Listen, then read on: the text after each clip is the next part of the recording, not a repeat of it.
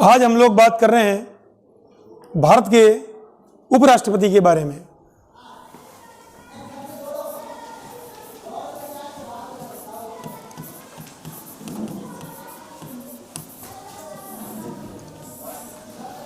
पूर्व के वीडियो में मैंने आपको राष्ट्रपति का निर्वाचन, उनकी शक्तियां और उनके ऊपर लगने वाले महाभियोग के बारे में जानकारी दी थी। भारत के संविधान के अंदर उपराष्ट्रपति का जो पद है, इसकी जो संरचना है वो अमेरिका के संविधान से ली गई है। भारतीय संविधान के अनुच्छेद 63 से लेकर के 71 तक के अनुच्छेद में उपराष्ट्रपति पद के बारे में जानकारी प्रदान की गई है। सर्वप्रथम मैं आपको यह बता रहा हूं कि भारत का उपराष्ट्रपति कौन व्यक्ति बन सकता है, उसमें क्या क्या योग्यताएं होनी चाहिए, उसका निर्वाचक मंडल क्या होता है, उसकी कार्य अवधि क्या है और उसके पास क्या क्या दायित्व हैं, क्या क्या कर्तव्य हैं। वो अगर इस्तीफा देना चाहे तो किसको देगा और इसके इस्तीफा देने की स्थिति में कौन उसकी जगह कार्य करेगा। सर्वप्रथम कौन सा व्यक्ति भारत का उपराष्ट्रपति बन सकता है, तो हम बात कर रहे हैं उसकी योग्यता की।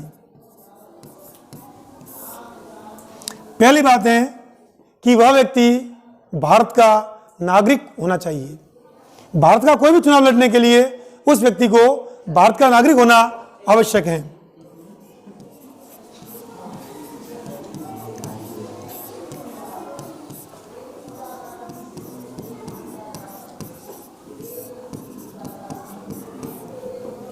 दूसरी बात आती है उसकी आयु की, कि उसकी आयु 35 वर्ष की पूर्ण हो चुकी हो।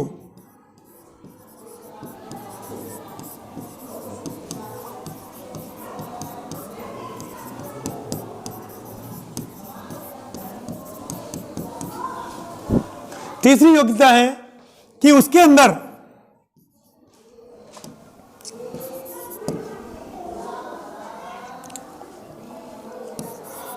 राज्यसभा सदस्य बनने के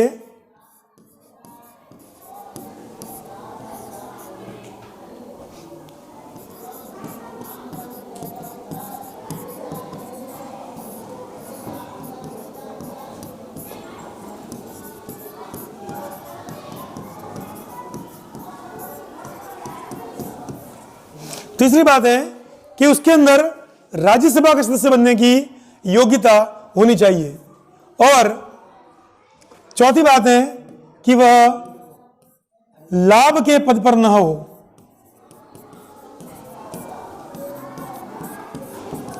यहां पर लाभ के पद का जो मतलब है मैं आपको बता देता हूं।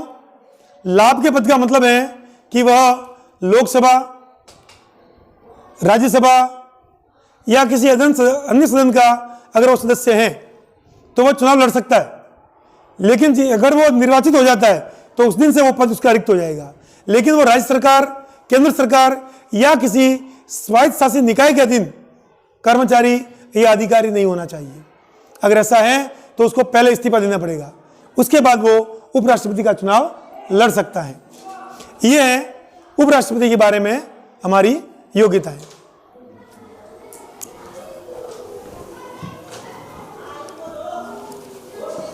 अब आती है उपराष्ट्रपति का निर्वाचन।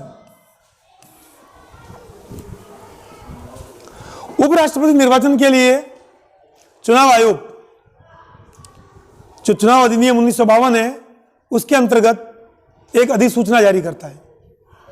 जो व्यक्ति उपराष्ट्रपति पद का चुनाव लड़ना चाहता है वह उस आवेदन को भर करके उस व्यक्ति के पास जमा करवाएगा चुनाव आयोग ने जिसको रिटर्निंग अधिकारी बनाया है।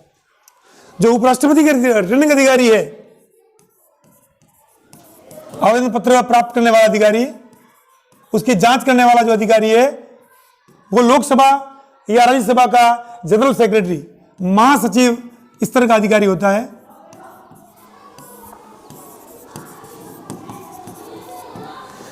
लोकसभा या राज्यसभा का जो महासचिव है, चक्रानुक्रम में इनकी बारी आती है, उनको चुनाव आयोग द्वारा उसका अधिकारी नियुक्त किया जाता है।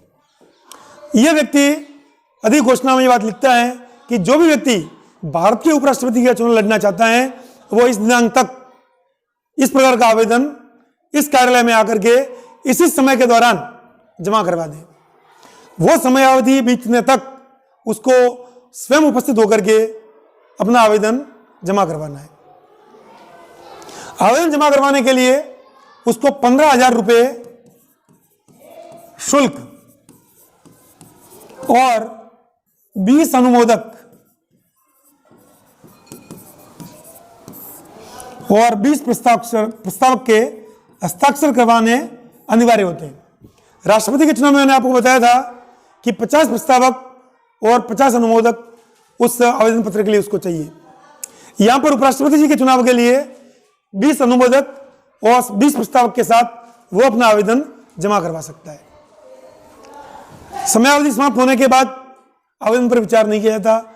जो समय निर्धारित किया गया है उस समय के अंतर्गत जाकर के उसको कार्यालय समय में अपना आवेदन है वो जमा करवाना है। आवेदन जमा होने के बाद निर्वाचक मंडल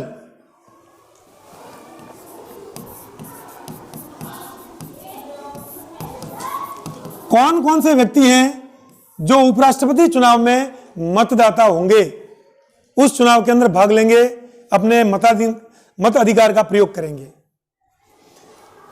पहले लोकसभा के सदस्य और दूसरे राज्यसभा के सदस्य। ये जो दोनों सदस्य हैं वो हमारे उपराष्ट्रपति के चुनाव में निर्वाचक मंडल का काम करते हैं।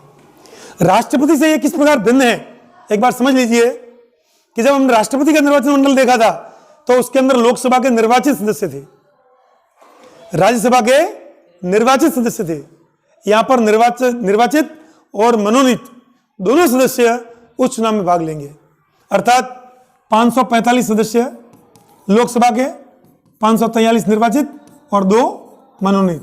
ये सारे 545 सदस्य मतदान के लिए अधिकार रखते हैं। राज्यसभा के सारे 250 जो सदस्य हैं, 238 निर्वाचित और 12 मनोनीत। ये सारे सदस्य उपराष्ट्रपति चुनाव में निर्वाचक मंडल के रूप में कार्य करते हैं। मतलब इनको मत देने का अधिकार है। वहां पर उपराष्ट्रपति के चुनाव में ये लोग मतदान में भाग लेते हैं। मतदान की गणना, मत देना उसी प्रकार से होता है जो राष्ट्रपति जी के चुनाव में आपको वरीयता अंकित करनी है। फर्स्ट, सेकंड, थर्ड जो चॉइस है आपकी, पहले नंबर का वोट, दूसरे नंबर का वोट, तीसरे नंबर का वोट। ये जो अंक हैं वोट देने के, रोमन संख्या में, अंग्रेजी अक्षर या किसी भी भारतीय भाषा के अक्षर हो सकते हैं, अंक हो सकते हैं, लेकिन इनको शब्दों में नहीं लिखा जा सकता। कोई व्यक्ति चाहे कि 3 सदस्य हैं X, Y और Z और वो जाकर के वोट 1, 2 और 3 इस प्रकार से अंकित नहीं करेगा। उसको अपनी वरीयता के लिए जो अंकित करना है पेन के द्वारा, वो पेन भी चुनाव आयोग द्वारा निर्धारित है। उसी पेन द्वारा उसको जो है वो अंकन करना है। वो अंकन अंकों में होता है। किसमें होगा? अंकों में 1, 2, 3, 1, 2, 3 या रोमन संख्या में भी वो इसके आगे 1, 2, 3 लिख सकता है। स्पष्ट होगी बात? अगर वो शब्दों में लिखता है तो वो मत है जो उसका वो इनवैलिड हो जाता है, वो मतदान की गणना में शामिल नहीं किया जाता। जब मतदान पूर्ण हो जाता है तो उसके पश्चात मतों की गिनती की बारी आती है। जिस प्रकार मैंने राष्ट्रपति के चुनाव में कहा था आपको, मतों की गिनती 50% +1 उसको मत प्राप्त करना आवश्यक है।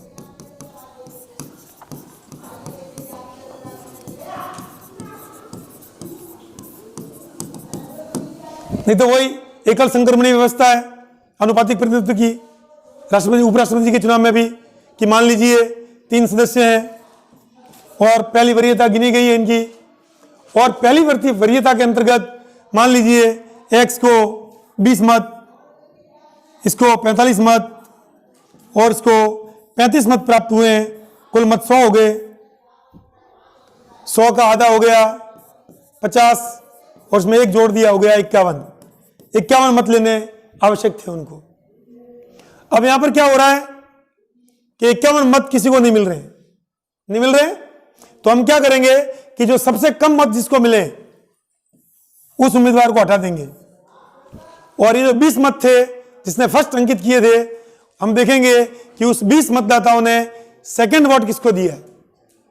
मान लीजिए सेकंड वोट 10 इनको दिए हैं, 10 इनको दिए हैं, तो ये 55 वोट हो गए इनके, और इनके हो गए 45, तो 55 मत जिसको मिल गए 51, 50 + 1, वो भाई उपराष्ट्रपति के चुनाव में निर्वाचित हो जाएगा। निर्वाचित होने के बाद उसकी सूचना जो महासचिव है लोकसभा के राज्यसभा के चक्रानुक्रम में जिनको अधिकारी बनाया गया है चुनाव का, वो उसकी सूचना चुनाव आयुक्त को देंगे। चुनाव आयुक्त के अलावा वो सूचना की एक प्रति भारत सरकार को, केंद्र सरकार को, केंद्र सरकार के विधि और न्याय मंत्रालय को देंगे कि भैया जो मतदान हुआ है चुनाव आयोग द्वारा निर्धारित तिथि को, निर्धारित अनुसार उसकी गणना करने के बाद ये व्यक्ति भारत के उपराष्ट्रपति चुने गए। उपराष्ट्रपति जी चुने जाने के बाद उनकी शपथ होगी जो हमारे संविधान के अंदर वर्णित है। उस परफॉर्मे के अंदर राष्ट्रपति के समक्ष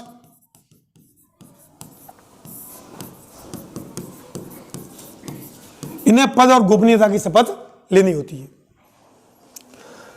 अमेरिका के उपराष्ट्रपति की तरह से भारत के उपराष्ट्रपति भी राज्यसभा के मनोनीत सभापति होते हैं। यह बहुत महत्वपूर्ण बात है जो आप लोगों को ध्यान रखनी है।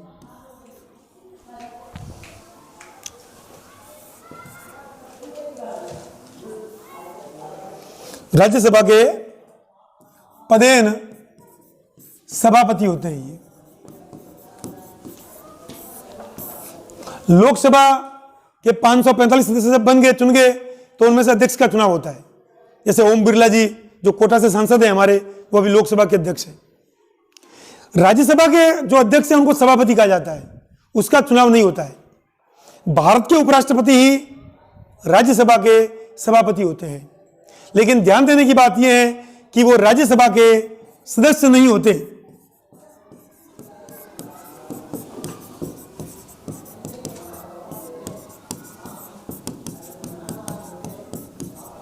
अमेरिका का जो उच्च सदन है सीनेट, उसी प्रकार से भारत में भी जो हमारा उच्च सदन है राज्यसभा, उसके जो सभापति हैं वो उस राज्यसभा के सदस्य नहीं है, फिर भी उसके सभापति हैं। अब आगे बात उपराष्ट्रपति का कार्यकाल। जब एक बार उपराष्ट्रपति जी का निर्वाचन हो गया तो उनका कार्यकाल 5 वर्ष का होता है।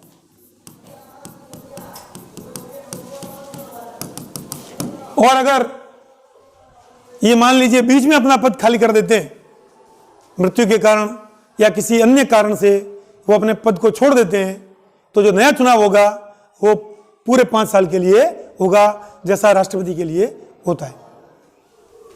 उपराष्ट्रपति की अनुपस्थिति में राज्यसभा के उपसभापति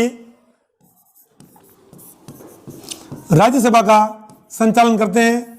राज्यसभा के उपचुनापति का चुनाव होता है राज्यसभा के सदस्यों में से ही। ये बात ध्यान देने योग्य है। जो राज्यसभा के उपसभापति हैं उनका चुनाव होगा राज्यसभा के सदस्यों में से ही। तो उपसभापति जो हैं वो राज्यसभा के सदस्य हैं, लेकिन जो सभापति हैं हमारे उपराष्ट्रपति जी, वो राज्यसभा के सदस्य नहीं होते। उपराष्ट्रपति का कार्यकाल 5 वर्ष का होता है। और मान लीजिए एक बात यहां बहुत महत्वपूर्ण है कि राष्ट्रपति का पद रिक्त हो जाता है किसी कारण से, तो उस पद पर कौन काम करेगा? उपराष्ट्रपति।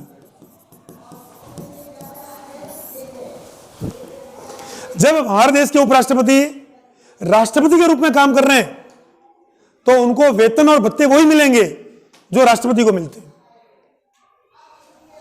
हमारे यहां जैसे विद्यालय या प्रिंसिपल का पद रिक्त है और वाइस प्रिंसिपल या कोई लेक्चरर उसकी जगह काम कर रहा है, तो उसको वेतन प्रिंसिपल के पद का नहीं मिलता है, उसके मूल पद का ही मिलता है।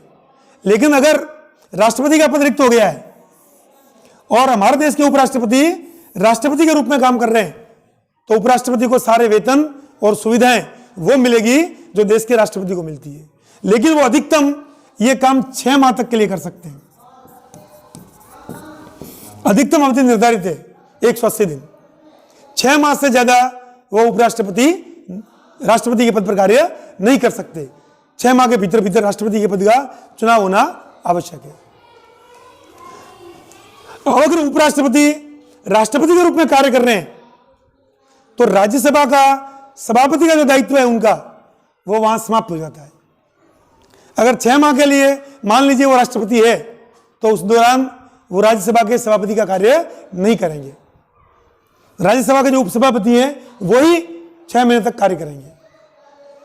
उपराष्ट्रपति के कर्तव्य से वो उस समय के लिए मुक्त हो जाते हैं और राष्ट्रपति के रूप में कार्य करते हैं। कई बार प्रश्न ये आता है कि सर राष्ट्रपति का पद भी रिक्त है, उपराष्ट्रपति का पद भी रिक्त है, तो ऐसी स्थिति में सर्वोच्च न्यायालय के जो मुख्य न्यायाधीश होते हैं, देश की सुप्रीम कोर्ट के chief justice CJI, chief justice of India, वो राष्ट्रपति के पद का कार्य संभालेंगे। एक बार ऐसा हो चुका है इस देश में, जब राष्ट्रपति और उपराष्ट्रपति दोनों पद रिक्त थे, तो मोहम्मद हिदायतुल्लाह खान जो CJI थे, chief justice of India, Mohammad Hidayatullah Khan Sahab, उन्होंने राष्ट्रपति के रूप में कार्य किया था। ये हो गया राष्ट्रपति का पद निर्वाचन। अब उपराष्ट्रपति जी को त्याग पत्र देना है तो अपना त्याग पत्र राष्ट्रपति को देंगे, राष्ट्रपति अपना त्याग पत्र उपराष्ट्रपति को देंगे। क्लियर हो गई बात? अब हम लोग आगे चलते हैं।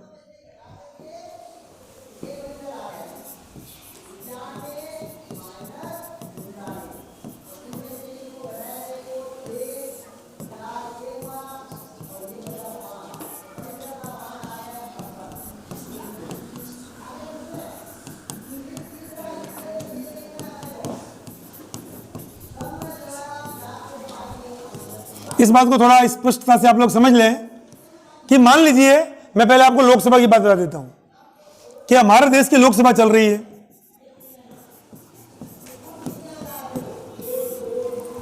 उसमें 545 सदस्य हैं, आप लोगों को मालूम है। 545 में से एक सदस्य अध्यक्ष हो गए, कितने रह गए? 544। 544 ने अपना 2 का भाग दिया, 272। अगर कोई बिल आया है, विधेयक आया है लोकसभा में, कोई कानून बनने की बात है या कोई प्रस्ताव है, उसके ऊपर वोटिंग हो रही है और दोनों पक्षों में 272 वोट पड़ गए, दोनों बराबर हो गए, पक्ष और विपक्ष। ऐसी स्थिति में लोकसभा का जो अध्यक्ष है वो अपना मत देगा। मान लीजिए पक्ष में वोट दे दिया तो इनकी जीत हो जाएगी, विपक्ष में वोट दे दिया तो इनकी जीत हो जाएगी। बैलेंस हो गया है वोटों में, तो लोकसभा के अध्यक्ष को अधिकार है कि वो मतदान में भाग लेकर के उस निर्णय को सही अंजाम तक पहुंचाएगा। राज्यसभा में ऐसा नहीं हो सकता है।